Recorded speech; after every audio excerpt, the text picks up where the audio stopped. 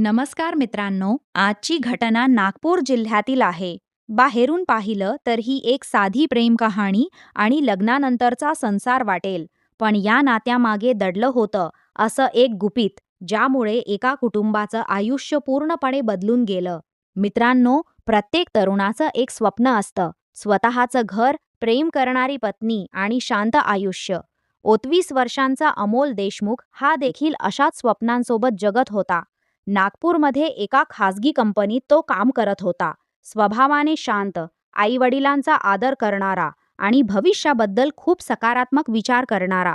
घरच्यांच्या आग्रहानंतर त्याने लग्नासाठी होकार दिला. काही दिवसांनी त्याच्या आयुष्यात आली ऋतुजा, सुंदर, शिकलेली आणि बोलण्यात गोडवा असलेली मुलगी. दोन्ही कुटुंबांना हे नातं खूप आवडलं. 2025 मध्ये मोठ्या थाटामाटात त्यांचं लग्न पार पडलं. लग्नात डीजे, फोटोग्राफी, नातेवाईकांची गर्दी, आनंदाचं वातावरण, सगळं अगदी स्वप्नासारखं होतं.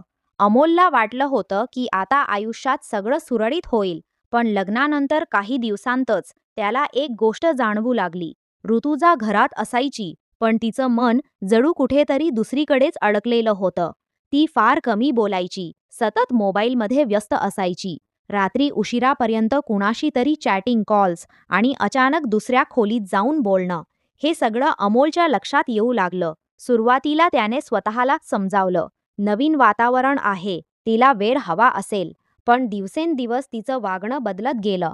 अमोल तिच्यासोबत वेळ घालवण्याचा प्रयत्न करायचा. बाहेर फिरायला जाणं, फ्युचर प्लॅनिंग, वीकेंडला बाहेर जेवायला जाणं, पण ऋतुजाचं लक्ष कायम मोबाईलमध्येच असायचं. एक दिवस अमोलने सहज विचारलं, तू इतकी शांत का असतेस? त्यावर ऋतुजा चिडून म्हणाली, प्रत्येक गोष्टीत संशय घेऊ नकोस. त्या दिवसानंतर अमोलच्या मनात संशयाचं बी पेरलं गेलं. नेमकं काय चाललं आहे? कोण आहे ती व्यक्ती ज्याच्याशी ऋतुजा इतकी गुंतली आहे? हा प्रश्न आता त्याला सतत त्रास देऊ लागला. एक दिवस रात्री ऋतुजा आंघोळीसाठी गेली असताना तिचा फोन बेडवर राहिला. अमोल बराच वेळ स्वतःला थांबवत होता, पण शेवटी त्याने फोन हातात घेतला.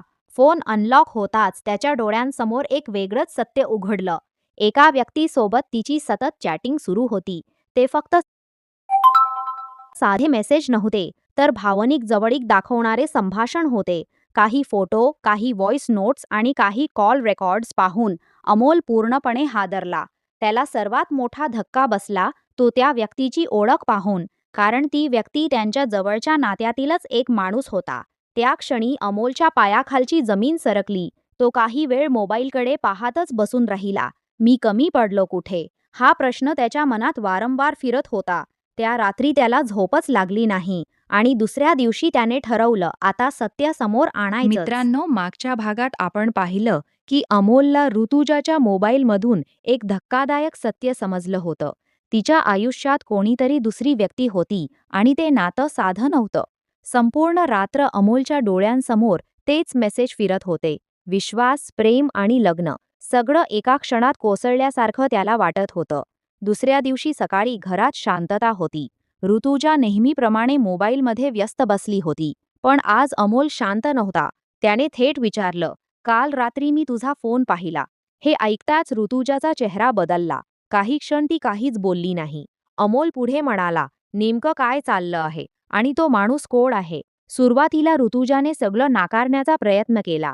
तू चुकीचा अर्थ काढतोयस. ते फक्त बोललं होतं.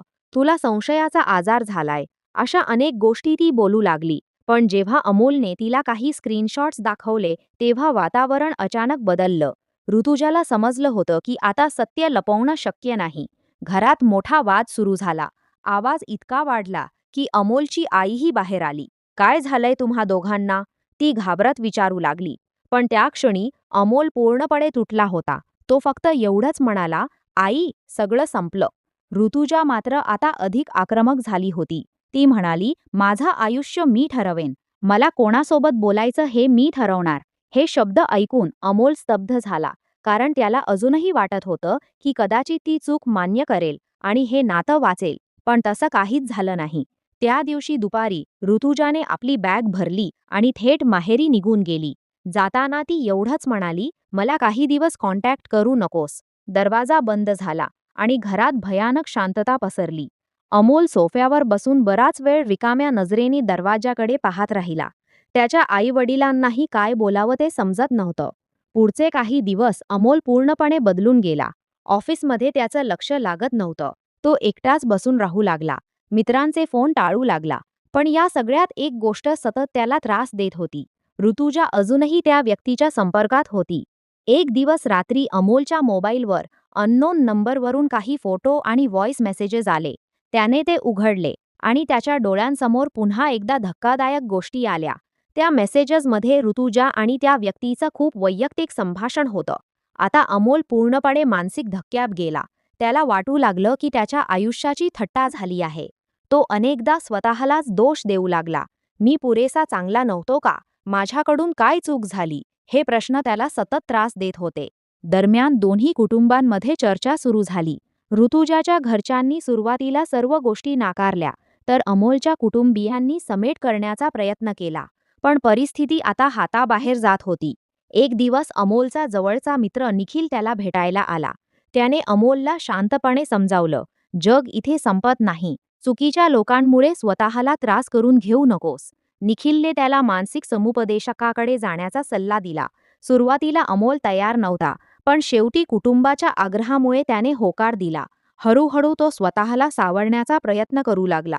पण त्याच्या आयुष्यात अजून एक मोठा धक्का बाकी होता आणि तो धक्का संपूर्ण प्रकरणाचं रूप बदलणार होता. आदित्यच्या आयुष्यातला सर्वात कठीण टप्पा सुरू झाला होता.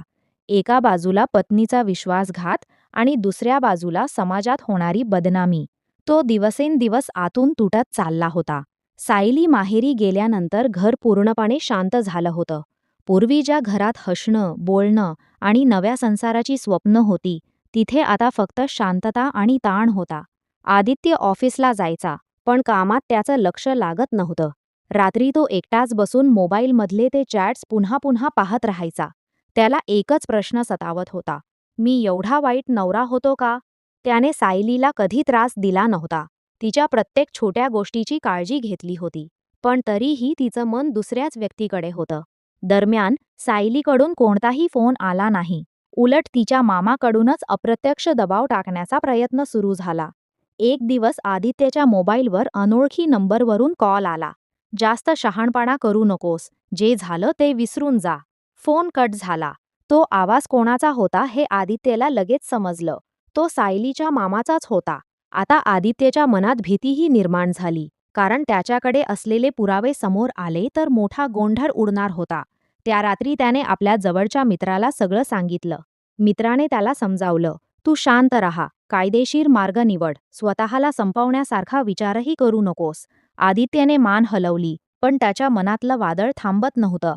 दरम्यान सायली तिच्या माहेरी पूर्णपणे वेगळंच चित्र दाखवत होती.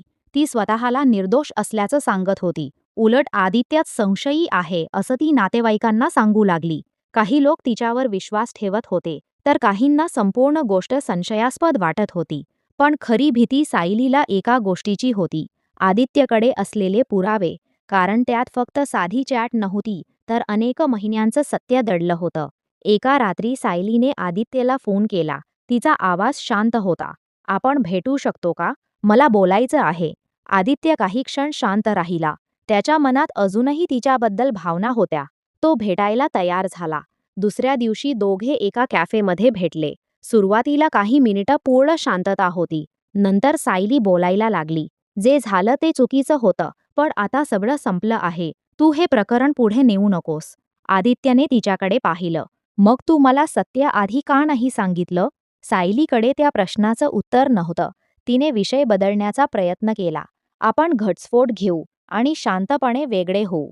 हे ऐकताच आदित्यच्या मनात पुन्हा वेदना उसळल्या. कारण त्याच्यासाठी लग्न हे फक्त नातं नव्हतं, तर आयुष्यभराची जबाबदारी होती. त्या भेटीनंतर तो आणखी एकटा पडला. रात्री उशिरापर्यंत तो घरात बसून विचार करत राहायचा. त्याची झोप उडाली होती. जेवण कमी झालं होतं. ऑफिसमधले सहकारीही त्याच्या बदललेल्या वागण्याकडे लक्ष देऊ लागले. एक दिवस त्याच्या आईने विचारलं, काय झालंय तुला? तू इतका शांत का असतोस? पण आदित्य काहीच बोलला नाही, कारण त्याला वाटत होतं, जर हे सत्य बाहेर आलं तर त्याच्या कुटुंबाचीही बदनामी होईल. दरम्यान पोलिसांकडेही काही डिजिटल पुरावे पोहोचले होते, कारण आदित्यने स्वतःच्या सुरक्षितेसाठी सर्व डेटा एका ईमेलमध्ये सेव्ह करून ठेवला होता. प्रकरण आता गंभीर होत चाललं होतं. सायलीच्या मामालाही परिस्थिती हाताबाहेर जात असल्याची जाणीव झाली. त्याने सायलीवर दबाव टाकायला सुरुवात केली. त्याला समजाव, नाहीतर आपल्याला मोठी अडचण होईल. सायली पूर्णपणे तणावात आली. एका चुकीच्या नात्यामुळे आता अनेक आयुष्य उद्ध्वस्त होण्याच्या मार्गावर होती. आणि याच काळात आदित्यने एक असा निर्णय घेतला ज्यामुळे पुढे संपूर्ण प्रकरणाला धक्कादायक वळण मिळणार होतं. आदित्यच्या आयुष्यात आता सर्व काही बदललं होतं. विश्वास तुटला होता, संसार उद्ध्वस्त झाला होता आणि मानसिक ताण इतका वाढला होता की त्याला स्वतःचं आयुष्यच ओझं वाटू लागलं होतं. पण या सगळ्यात एक गोष्ट मात्र वेगळी होती. आदित्य पूर्णपणे शांत झाला होता. पूर्वीसारखा रडणं, ओरडणं किंवा वाद घालणं त्याने बंद केलं होतं. तो फक्त निरीक्षण करत होता. सायलीचे कॉल, तिचे मेसेज आणि तिच्या मामाच्या हालचाली त्याने आपल्या मोबाईलमध्ये असलेले सर्व पुरावे व्यवस्थित वेगळ्या फोल्डरमध्ये सेव्ह करून ठेवले. Chats, call records, photo, video सगळं. इतकंच नाही तर त्याने ते काही विश्वासू लोकांनाही पाठवून ठेवले होते, कारण आता त्याला कोणावरच विश्वास राहिला नव्हता. दरम्यान सायली आणि तिच्या मामामध्येही वाद सुरू झाले होते, कारण प्रकरण आता पोलिसांपर्यंत पोहोचण्याची शक्यता निर्माण झाली होती. सायलीला आता भीती वाटू लागली होती. तिला वाटलं होतं की आदित्य काही दिवसांनी शांत होईल, पण तसं झालं नाही. एक दिवस अचानक आदित्य घरातून बाहेर पडला आणि थेट एका वकिलाला भेटला. त्याने संपूर्ण घटना सांगितली. वकिलाने त्याला स्पष्ट सांगितलं, भावनेत कोणताही चुकीचा निर्णय घेऊ नकोस. कायद्याने लढ.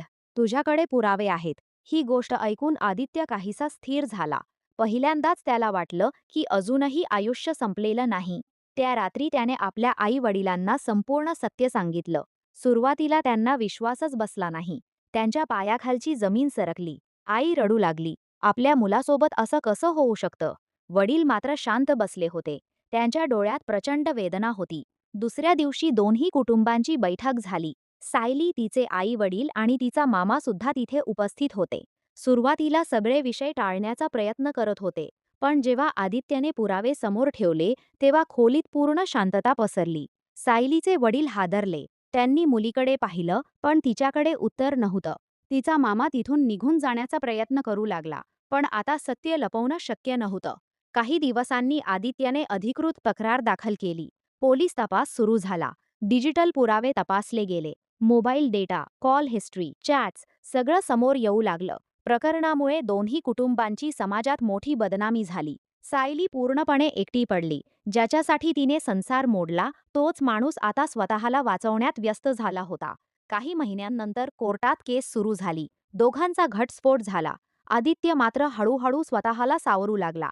त्याने शहर बदललं, नवीन नोकरी सुरू केली, सोशल मीडियापासून दूर राहू लागला.